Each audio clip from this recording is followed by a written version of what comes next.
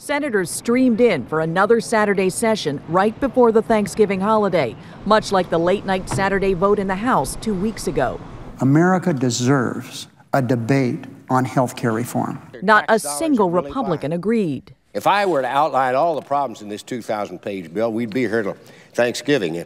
It's sort of like we're like a mosquito in a nudist colony. There's so many targets to attack in this bill, we don't know which one to hit. Even 2 Democrats refused to commit until hours before the vote, before doing so reluctantly. It is clear to me that doing nothing is not an option. Their main concern, the cost of covering 30 million uninsured Americans. Much like the House bill, the Senate health care plan requires most Americans to buy coverage through their employer, privately, or through a public plan.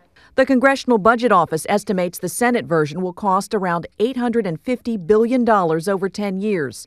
That's far less than the $1.1 trillion the House version costs. And the drafters of both insist they save more than they spend. Everything in our bill is fully paid for. Both bills trim Medicare costs by more than $400 billion.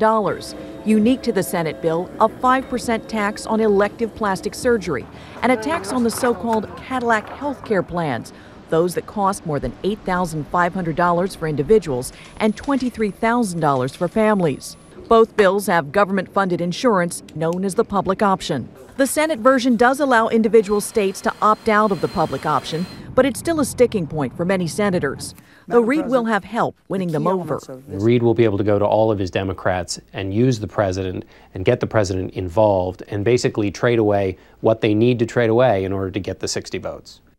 An administration official told me the White House will work through Thanksgiving to try to keep up the pressure and the momentum. Though there's no guarantee this bill will pass, they still hope to have a finished bill on the president's desk by the end of the year. But with the time running out on the calendar, a more realistic deadline is probably the president's State of the Union address early next year. Jeff? All right, Kimberly Dozier in Washington tonight. Kimberly, thank you.